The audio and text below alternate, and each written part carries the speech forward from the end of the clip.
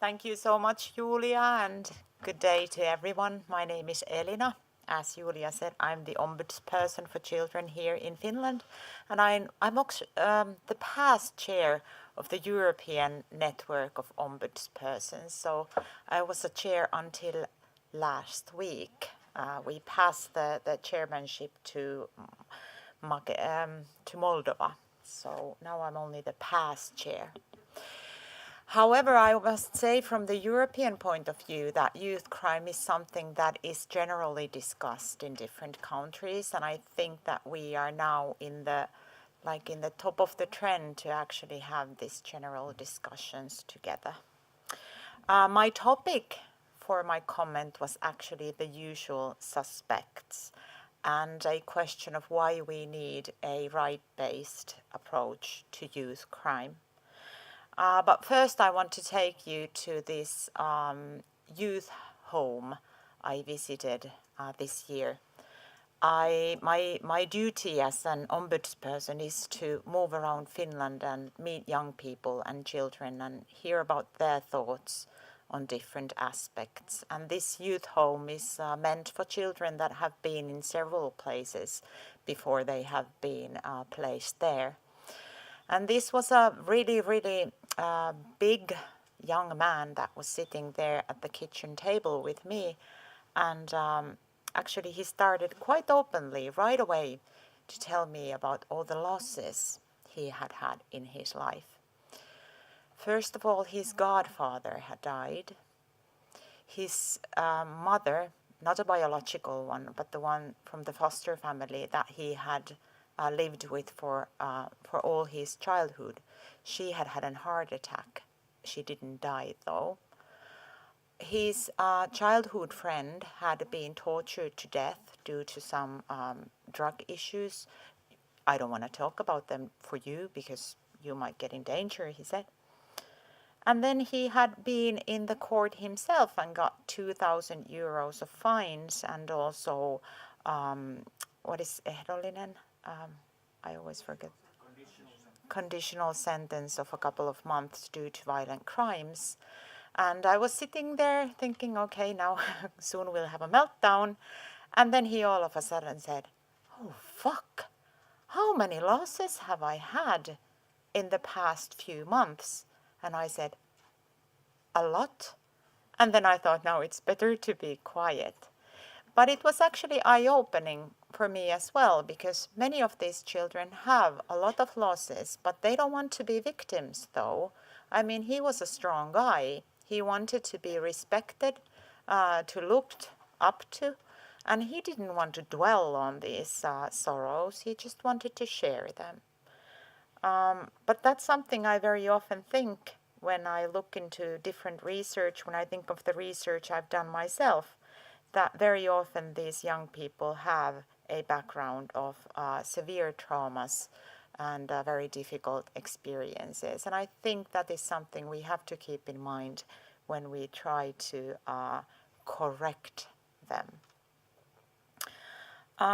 As Julia mentioned, I've done my doctoral thesis on youth crime, but I've also for 10 years worked in the Helsinki administrative court, where they actually handle the child welfare cases, the ones where somebody is against the placement or wants to disagree on some other matter.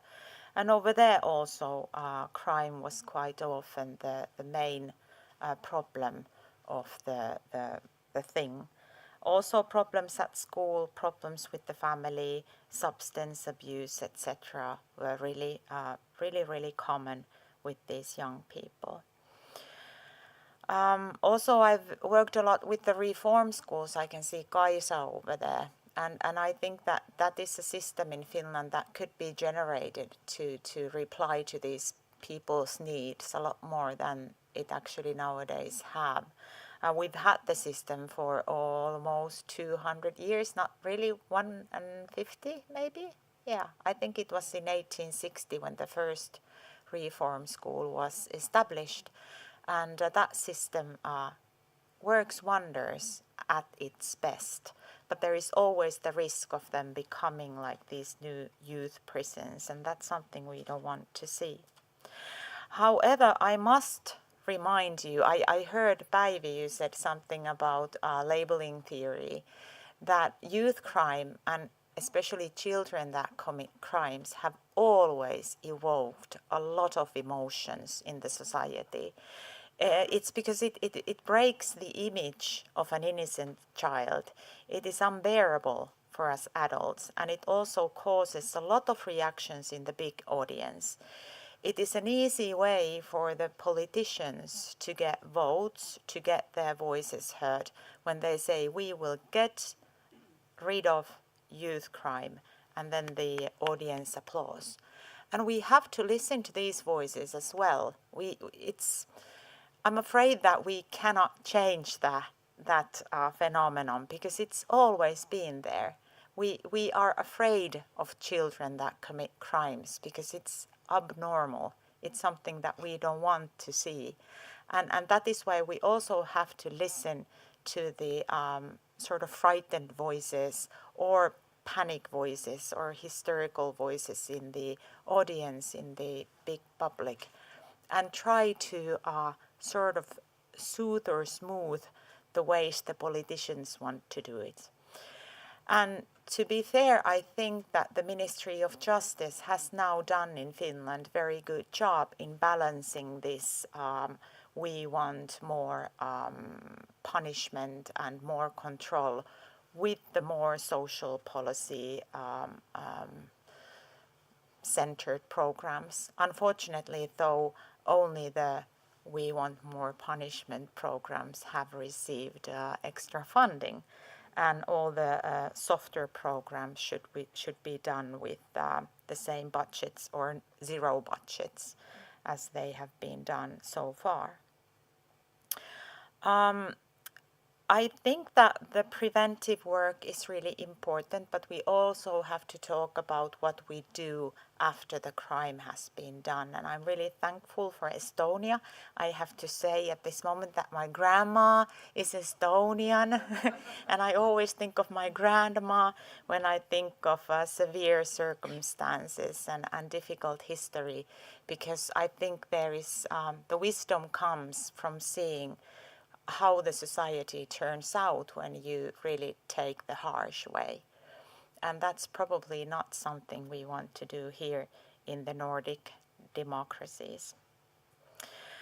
I made some little notions here in my little computer, things that you might want to take home and maybe think about a little bit more. Which I didn't hear too much talking about today, but which I think from my perspective that are really important. One is youth culture. I didn't hear too much talk about that. There must be something in that we have to look into. Markus, you have said to me that the researchers cannot keep up with youth culture. However, meeting young people and listening to them actually teaches a lot. I mean, it's not rocket science, it's cool things and kids hanging around. So I think there is a lot to learn. We didn't talk too much about child protection and child welfare. However, collaboration with them is crucial and critical because they are the ones that very often deal with these young people and their families, also prior to when the crimes are committed. So we have to, I think, talk more about child protection systems too. We didn't talk about desistance. What do we actually have to offer for these young people when they stop committing crime? In Finland at least, and I know in Sweden, the youth unemployment rate is horrible at the moment. There is no jobs even for the young people that do very well at school and do not break any rules of the society. What is the position of the young people that have been involved in the court order systems, etc.? That's really sad, but that's something we have to think about. Can we offer them any money? Hardly. Anything, motivating to do? Any feeling of belonging? That is something that you talked about, etc. So This is a big, big issue. What comes and replaces the crime? Kyle mentioned the structures of the administration. In Finland, we work really individually. In the administrative court, it was really common that you got to know the young people. Oh, this is the one that messes up with this one. However, the decisions that we made had nothing to do with the group. They were totally individual. And in the worst cases, all the young people were spread around Finland into different institutions where they could build up new groups of friends committing crimes together, or meeting in Helsinki as they all decided to run away together and continue. And all the social workers and judges and everyone, expert members like me, were like, oh, we're just looking into this one guy or girl and his or her doings, and that's counterproductive. So I think we should more talk about working with groups and also meeting the needs, the true needs of the young people. In the very end, I know I have half a minute left. I want to remind you of the United Nations Child Rights Committee's General Comment number 24, which was published in 2019. You can find it in Swedish, in the Swedish Barnombudsmannens byråns webbsidan, and you can find it in Finnish in our website. And that actually concludes everything we talked about today, that we need right-based approach to youth crime, and we need it because it's actually productive and effective. Thank you.